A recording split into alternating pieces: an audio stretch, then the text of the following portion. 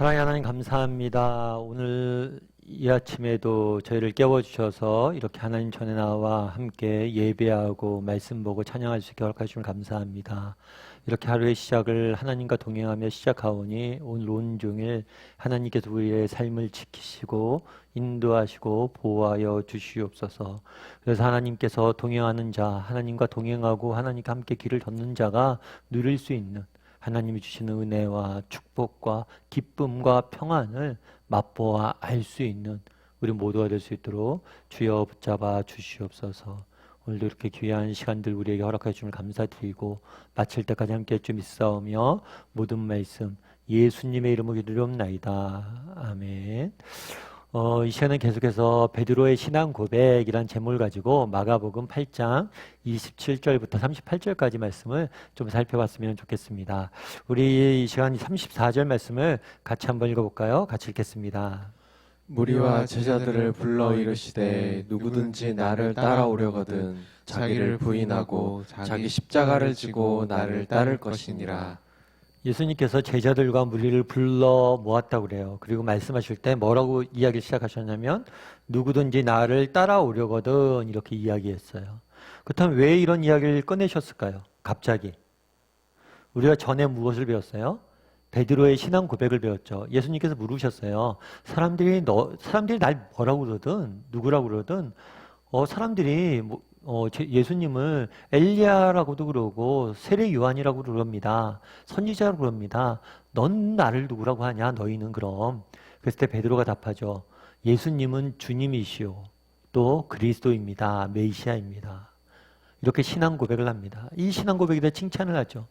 그런데 이 신앙 고백을 한 사람, 정말 예수님이 우리의 인생의 주인이고 정말 우리 인생의 구원자 되심을 고백한 사람이 나타나야 될, 이런 사람에게 나타나야 될 자연스러운 반응이 있어요. 그건 뭐예요? 바로 예수님을 뭐 하는 거예요? 따르는 거죠. 따르는 거.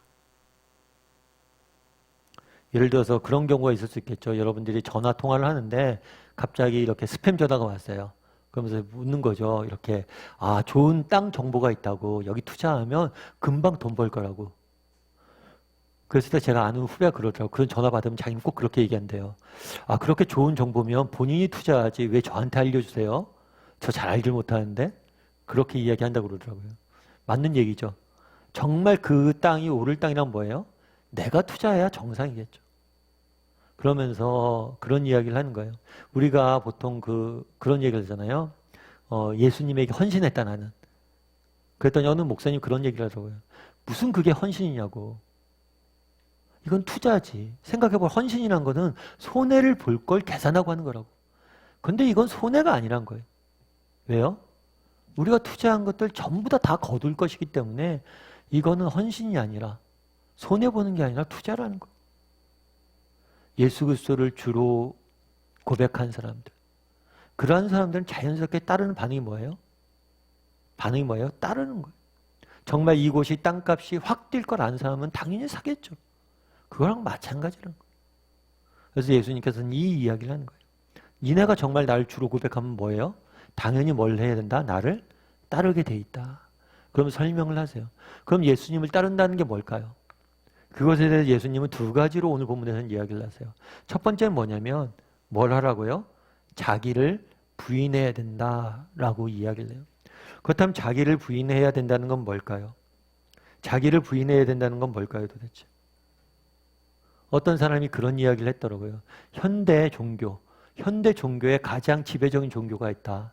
오늘날 우리 사회를 지배하는 가장 중요한 종교가 있다면 그것은 자기 숭배다. 자기를 사랑하고 자기를 아끼고 자신을 연민하고 자신을 자랑하고 자신 숭배가 가장 현대인의 가장 심각한 종교다라고 이야기를 했더라고요. 참 공감이 됐어요. 사실 오늘날 대부분의 사람들이 뭘 하는 거예요? 자신을 사랑하라고 이야기하죠.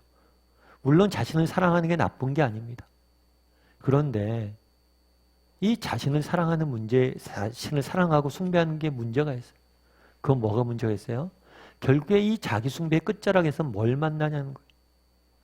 정말 자신을 사랑하고 자신을 아끼고 자신을 연민해서 그 결과가 뭐냐는 거예요. 그 결과가 결코 긍정적이지 않다는 거예요. 정말 우리의 문제는 뭐에 있어요? 너무 자신을 사랑하는 것에 있다는 거예요. 오히려 우리의 시선을 자신이 아니라 다른 사람에게 돌릴 필요가 있다는 거예요. 왜 예수님께서 자신을 부인하고 하나님을 사랑하고 다른 사람을 사랑하라고 이야기했을까요? 자기 숭배를 멈추라고 이야기했을까요? 자기 사랑을 멈추라고 이야기했을까요? 그 끝에 참된 행복이 없기 때문이에요.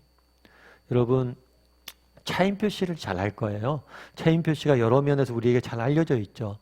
그래서 뭐 대표적으로 알려져 있는 것은 연예인 부부로 잘 이렇게 생활하는 그런 사람으로 알려져 있죠. 뿐만 아니라 차인표 씨는 신앙도 좋은 걸로 알려져 있습니다. 뿐만 아니라 차인표 씨에게 대해서 알려져 있는 것 중에 하나는 뭐냐면 컴패션이라는 단체예요. 그 단체 홍보대사로 해서 그 단체에서 열심히 봉사활동하는 걸로 알고 있죠. 그런데 원래 차인표 씨가 원래 이렇게 컴패션에 봉사를 하게 된 계기가 있어요. 그건 원래 자기는 그런 쪽에 관심이 별로 없었대요. 그런데 아내 되시는 신혜라 씨가 굉장히 그 부분에 관심이 많았어요. 그래서 한 번은 원래 컴패션 봉사를 신혜라 씨가 해야 되는데 차인표 씨가 대신 가게 된 거예요. 그래서 가기 싫었는데 억지로 투덜투덜 대면서 갔대요. 갔는데 가서 그런 얘기를 하더래요. 뭐 남의 나라 가서 뭘 해야 되냐, 내가 할 수 있는 게 뭔가 이렇게 했더니만 그 얘기를 해주래요. 여기 있는 사람들은 다 가난하고 어려서부터 버림받았기 때문에 누군가에게 사랑합니다. 당신은 정말 사랑받고 있습니다. 당신은 사랑스러운 존재입니다. 라는 이야기를 못 들어봤대요. 그래서 차인표 씨한테 뭘 부탁했냐면 1초도 좋고 5초도 됐고 잠깐이라도 아이들에게 하나님은 당신을 사랑한다고, 우리도 당신을 사랑한다고 그 말을 해주라. 그래서 차인표 씨가 그때 가서 아이들에게 그런 이야기를 했는데 아이들에게 하나님은 당신을 사랑합니다 이 얘기를 주는데 그렇게 눈물이 나더래요. 마치 그게 나를 향해 해주는 말이에요. 정말 차인표 씨가 얼마나 그 당시에 유명한 배우였어요. 저기 나름대로 인정도 받고 얼마나 그랬습니까? 그런데 그 안에 내면에 공허함들이 있었다는 거예요. 그러면서 그때 하나님이 당신을 사랑합니다 이 말을 전했는데 그 말이 오히려 자신에게 더 큰 위로를 줬다는 거예요. 그러면서 우리의 시선을 내가 아니라 다른 사람에게 돌릴 필요가 있다고. 그래서 컴패션 활동을 계속 지금까지 섬기고 있는 거예요. 그날에 자기를 부인하라고 이야기합니다. 왜 자기를 부인하라고 그럴까요? 자기를 사랑하는 게 나쁜 게 아니잖아요. 그런데 우리의 시선이 자기에게만 맞춰져 있다면 결국에 뭐예요? 우리는 우리가 구하고자 했던 참된 기쁨과 행복을 맛볼 수 없기 때문에 자기 연민, 자기 욕심, 정말 늘 자기만 추구하다가 결국 우리 인생은 낭비될 수밖에 없고 정말 참된 행복을 맛볼 수 없기 때문에 한번 묵상해 봤으면 좋겠어요. 나는 혹시라도 이 자기 연민에 빠져 있는 사람은 아닌가? 자기 숭배에 빠져 있는 사람은 아닌가? 내 시선이 나에게만 맞춰져 있는 것은 아닌가? 이 부분에 대해서 좀 살펴봤으면 좋겠습니다. 그리고 예수님께서 또 한 가지 뭘 얘기하냐면 자기 십자가를 지고 나를 따를 것이다. 자기 십자가를 지고라는 표현은 어떤 표현이냐면 그 당시에 십자가형을 당하면 어떻게 해야 되냐면 십자가에 매달려 죽는 사람이 있죠. 이 죽는 사람은 뭘 하냐면 자기가 져야 될 십자가를 지고 한 500m, 1km를 걸어갔어야 돼요. 그 길을 이야기하는, 그 표현을 이야기하는 거예요. 정말 너희가 죽기 위해서 너를 십자가에 못 박을 너 형벌, 그 형틀을 네가 지고 가야 된다는 거예요. 사실 이 이야기를 들었을 때 어땠을까요? 여러분들은 이 십자가에 대한 자기 십자가를 지라는 이야기를 들을 때 어떤 심정이 듭니까? 너무 기쁘고 반갑스럽습니까? 사실 그렇지 않죠. 사실 이거는 예수님도 마찬가지였어요. 예수님도 십자가 지기 전에 뭐 했어요? 겟세마네 동산에서 이 잔을 피할 수만 있으면 피하고 싶다라고 이야기를 했죠. 그럼에도 불구하고 우리가 십자가를 질 수 있는 이유는 뭐예요? 십자가 뒤에 뭐가 기다리기 때문이에요? 부활의 영광이 기다리기 때문이죠. 그걸 바라보고 걸어가라는 거예요. 그날에 예수님께서는 나를 따르라고 이야기합니다. 네가 정말 나를 주인으로 구원자로 고백하느냐? 그럼 너희가 나를 따라야 된다고 이야기해요. 우리는 어떨까요? 우리에게 예수님은 어떤 분이십니까? 그럼 나는 그분을 따를 수 있습니까? 따르고 있습니까? 그럼 그분을 따른다는 건 뭘까요? 자기를 부인하고 자기 숭배를, 자기 사랑을 내려놓고 정말 예수님께서 우리에게 맡기신 일들, 정말 예수님께서 우리에게 주신 십자가를 지고 걸어갈 수 있냐는 거예요. 우리가 다시 한번 오늘 묵상해 봤으면 좋겠어요. 뭘 묵상할까요? 나는 정말 자기를 부인할 줄 아는 사람인지, 혹시 자기 숭배에 빠져 있는 것은 아니지, 정말 그 숭배, 자기 숭배와 자기 연민, 자기 욕심에 빠져서 내 인생을 낭비하고 있지는 않은지 돌아봤으면 좋겠어요. 그리고 정말 내가 져야 될 십자가는 뭘까? 한번 돌아봤으면 좋겠어요. 우리가 져야 될 십자가는 뭘까요?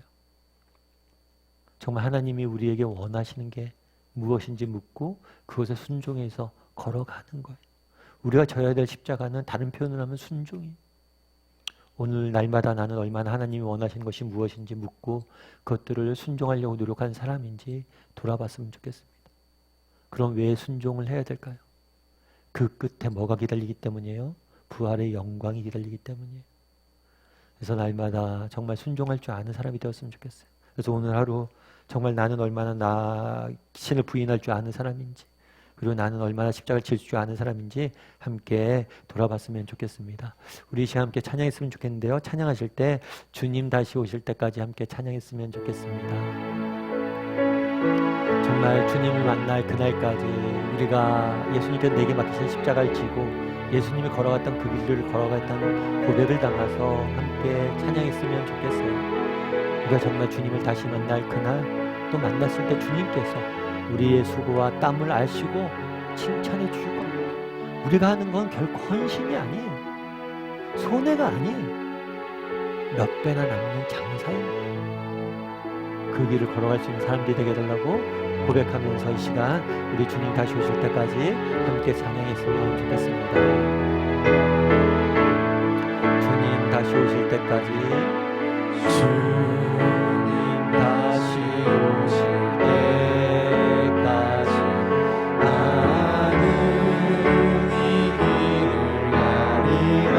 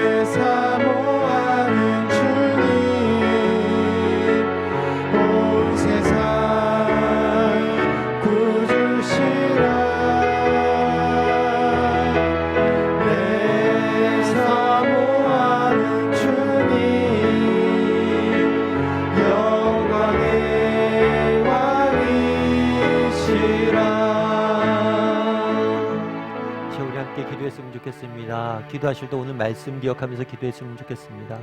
그날에 누구든지 나를 따라오려거든 이라고 이야기합니다. 정말 예수님이 우리의 인생의 주인이고 정말 우리 인생의 구원자라고 우리가 고백한다면 당연히 예수님을 따라야 됩니다. 우리도 예수님을 따르는 삶을 사는 사람이 되게 해달라고 기도했으면 좋겠습니다. 그리고 그렇다면 예수님을 따르는 삶이 뭡니까? 자기를 부인하고 자기 십자가를 지고 나를 따르라 이야기합니다. 정말 혹시라도 나는 자기 숭배, 자기 사랑에 자기 연민에 빠져 사는 사람은 아닌지, 우리의 시선을 나에게서 하나님에게로, 나에게서 다른 사람에게로 돌릴 줄 아는 사람이 되게 해달라고 기도했으면 좋겠습니다. 또한 기도하실 때 우리 자기 십자가를 좀 질 줄 아는 사람이 되게 해달라고, 정말 날마다 예수님이 내 삶 가운데 원하는 게 무엇일까 묻고 그것에 순종할 줄 아는 사람이 되게 해달라고 기도했으면 좋겠습니다. 이것은 결코 손해가 아닙니다. 우리는 결코 어리석어서 손해보자고 이 일을 하는 게 아닙니다. 왜 이 일을 합니까? 이 끝에 부활의 영광이 기다리고 있음을 알기 때문입니다. 그것들을 바라봄으로 정말 기쁨으로 우리의 십자가를 지고 걸어갈 수 있는 사람들이 되게 해달라고, 이 시간 정말 하나님께 순종했을 때 하나님 주시는 그 놀라운 은혜와 축복을 바라봄으로 순종의 길을 걸어갈 줄 아는 사람이 되게 해달라고 이 시간 오늘 말씀 기억하면서 함께 기도했으면 좋겠고요. 또 기도하실 때 각자 가지고 나온 기도 제목이 있을 줄 압니다. 하나님, 정말 오늘 하루 이런 것들을 지키시고 보호하시고 인도하여 주시옵소서 라고 이 시간 함께 각자 가지고 있는 기도 제목들 가지고 함께 기도하도록 하겠습니다. 같이 기도하시겠습니다.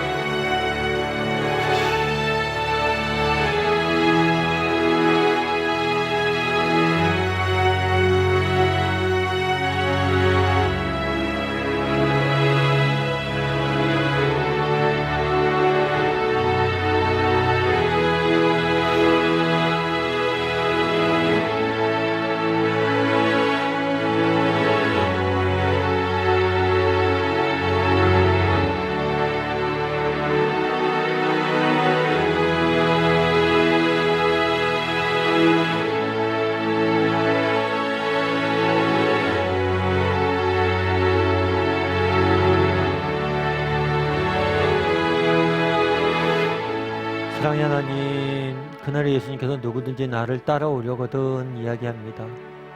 정말 우리가 예수님을 우리 인생의 주인으로, 우리의 구원자로 고백했다면 우리는 마땅히 따라야 됩니다. 정말 예수님을 따라가는 삶을 살 수 있는 우리 모두가 되게 도와주시옵소서. 나를 따르려면 자기를 부인하라고 이야기합니다. 혹시 나는 정말 시선이 늘 나에게만 맞춰져 있지 않은지, 나만 바라보고 자기 연민과 자기 사랑과 자기 숭배에 빠져 사는 사람은 아닌지 돌아보게 도와주시옵소서. 왜 우리의 삶의 기쁨이 사라집니까?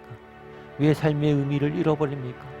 혹시 이 자기 숭배에 빠져 있기 때문은 아닙니까? 자기를 부인하게 도와주시고, 그래서 우리의 시선이 하나님과 또 우리에게 이웃에 맞춰지게 도와주시고, 그 안에서 참된 기쁨을 맛볼 수 있는 우리 모두가 될 수 있도록 주여 붙잡아 주시옵소서. 자기 십자가를 지고 따라오라 이야기합니다. 정말 하나님께서 우리에게 원하시는 것이 무엇인지 날마다 묻게 도와주시고 그것들을 순종할 수 있는 마음 열어가여 주시옵소서. 왜 우리가 순종해야 됩니까? 이것은 헌신이 아닙니다. 이것은 손해가 아닙니다. 이 끝에 영광이 기다리기 때문에 정말 당연히 투자하는 겁니다. 기쁨으로 가는 겁니다.